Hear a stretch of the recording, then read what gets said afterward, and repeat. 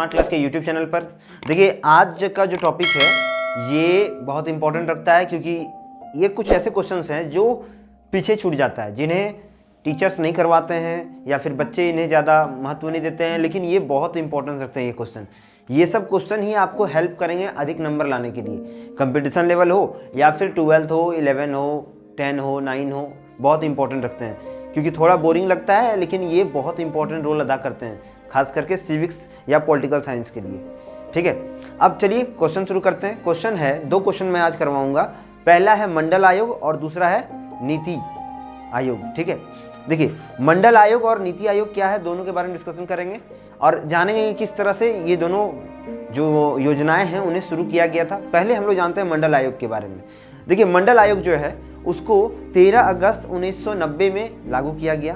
13 अगस्त 1990 date याद रखना है। और इसे जनता पार्टी की सरकार ने क्या किया था, अपने अध्यक्षता में शुरू किया था। इसका जो मेन ये थे सीईओ थे या जो इसका स्थापना किए थे, उनका नाम था श्री बिंदेश्वरी प्रसाद मंडल।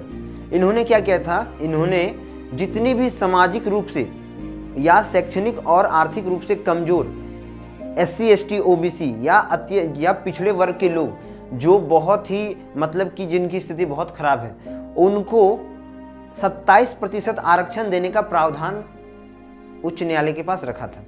इनके आधार पर देश के 3743, ठीक है, 3743 जातियों में वैसे वर्ग जो पूरी तरह से पिछड़ी हैं, चाहे उसमें हिंदू हो, मुस्लिम हो, सिख हो, ईसाई हो, पारसी हो, कोई भी हो, जो भी जाति था जिसमें अत्यंत पिछड़ा या बोल सकते हैं कि आर्थिक रूप से, सामाजिक रूप से और मतलब शैक्षणिक रूप से कमजोर पीढ़ी के लोगों को आरक्षण दिलवाना था।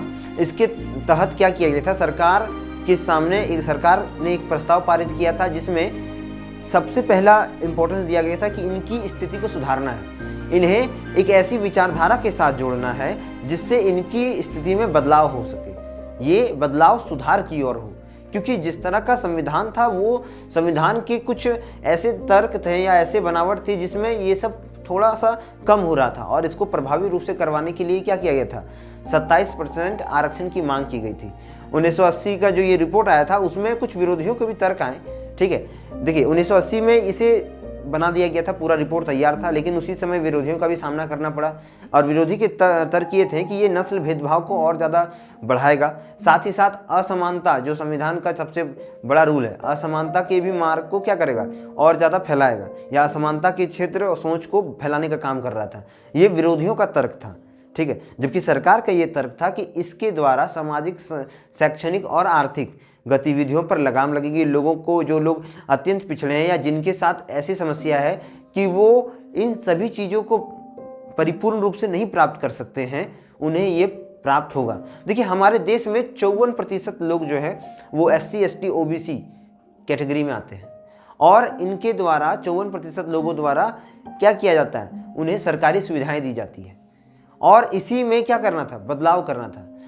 अब देखिए 16 नवंबर जो 1992 में सरकार ने अपनी सुविधाओं में छूट देना शुरू किया। जो उच्च न्यायालय थे वो इस बातों को मान लिए थे, उन्होंने इनकी प्रस्तावना को मंजूर कर दिया था और 27% आरक्षण जो था वो दे दिया गया। आगे 2006 में उच्च न्यायालय के लिए एक शिक्षा के लिए भी इसमें सीट आरक्षित किया गया। फिर से बता दे रहे हैं, 2006 में उच्च न्यायालय ने, ठीक है, 2006 में उच्च न्यायालय ने शिक्षा क्षेत्र में भी सीट आरक्षित कर दिया था, यही मंडल आयोग के तहत। और इस तरह से मंडल आयोग के द्वारा SC ST OBC या अत्यंत पिछड़ा वर्ग, अल्पसंख्यक वर्ग सबके लिए क्या किया था, एक ऐसा प्रावधान तैयार किया जिससे लोगों को, अत्यंत पिछड़े वर्ग को या फिर अल्पसंख्यकों को फायदा हो सके। अगला देखिए, इसमें और क्या सुविधाएं बढ़ाई गई थी। इसके तहत पहले तो हम लोग का जो आरक्षण था वो 22.5% था, इसको बढ़ाया गया था 27% के लिए। शिक्षा व्यवस्था, रोजगार और कल्याणकारी व्यवस्थाओं में बहुत अधिक वृद्धि हुई। सरकार ने ऐसी नीतियां तैयार की या ऐसे मापदंड तैयार किए जिसके आधार पर लोगों को इसमें जोड़ा जाने लगा। वे लोग जो बहुत पिछड़े थे, जो शैक्षणिक रूप से पीछे थे। देखिए हमारे क्षेत्र में अधिकतर रूलिंग एरियाज बहुत हैं, और इन एरियाज को विकास करने के लिए सरकार ने मंडल आयोग का गठन किया था। ये किस सरकार ने किया था, जनता पार्टी की सरकार ने, ठीक है, 1990 में। और इस तरह से जो था वो मंडल आयोग का पूरा गठन किया गया। है नीति आयोग। नीति आयोग है क्या? नीति आयोग 1 जनवरी 2015 को भारतीय जनता पार्टी द्वारा संगठित किया गया और इसे स्थापित किया गया भारत के विकास के लिए। इसके तहत जो पुरानी परियोजनाएं थी, पंचवर्षीय परियोजना को हटा करके यहाँ नीति आयोग को लाया गया।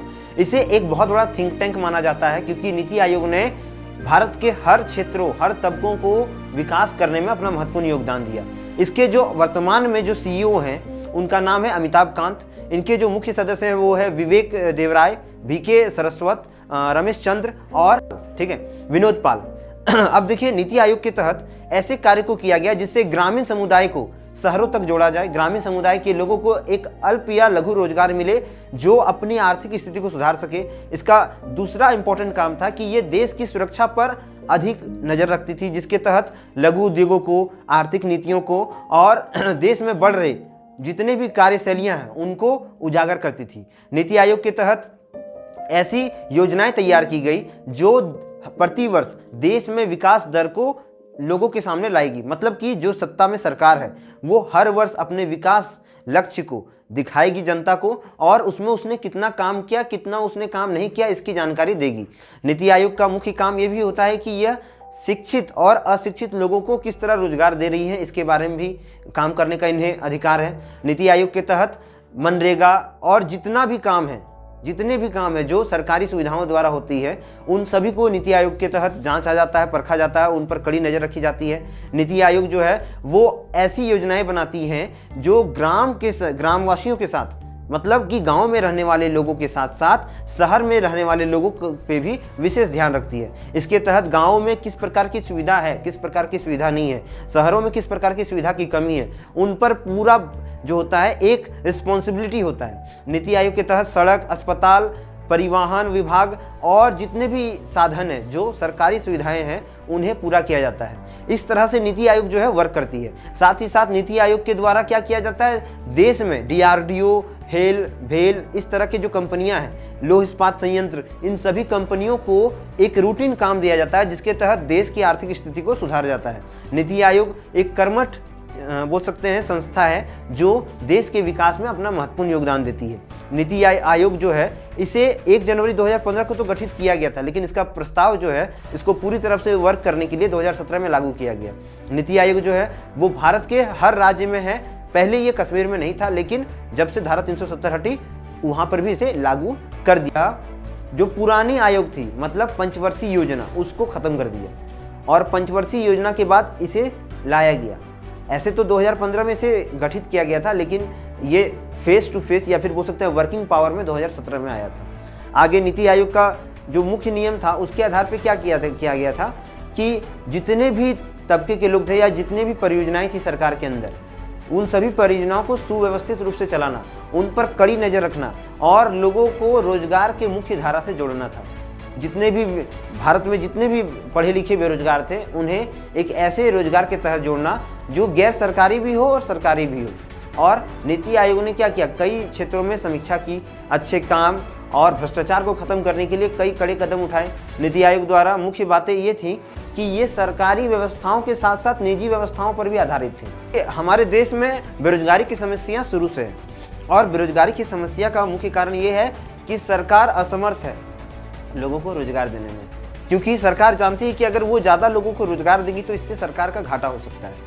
और सरकार ने इसी के तहत जितने भी बेरोजगार तबके के लोग थे, चाहे वो शिक्षित हो या अशिक्षित हो, उन्हें लघु उद्योग के तहत या लघु कार्यों के तहत जोड़ना शुरू किया। इसके लिए सरकार ने कई क्षेत्रों में काम किया, जैसे कि जहाँ पर बांध बनाए जा रहे थे, जहाँ पर बहुत ज़्यादा मात्रा में नहर बनाए जा रहे थे, जहाँ पर ज़्यादा परियोजनाएं थी, उनमें जितने भी कामगार थे उन्हें जोड़ा गया और एक निश्चित समय के लिए उन्हें रोजगार दिया गया।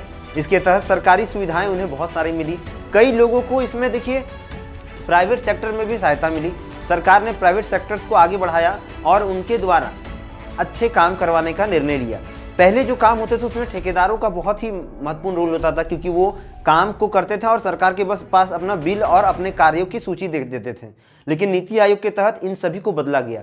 सरकार उनसे गारंटी मांगती है अब कि आप मुझे 1 साल, 5 साल, 10 साल की गारंटी दीजिए कि जो काम आपने किया है वो पूरी तरह ठीक होगा, तभी हम आपको पूरे पैसे देंगे। और इस तरह से नीति आयोग में कड़े कानूनों ने क्या किया, भारत के विकास में बहुत महत्वपूर्ण योगदान दिया। देखिए, पुरानी जो परियोजनाएं थी उनमें बहुत सारे फॉल्ट निकले थे। और जब से नीति आयोग शुरू हुआ, इसके द्वारा क्या किया गया, जितने भी प्राइवेट सेक्टर थे उन्हें अल्टीमेट दिया गया एक टाइम का, एक समय का, कि वो अपने कार्य को सही रूप से प्रगतिशील बनाए।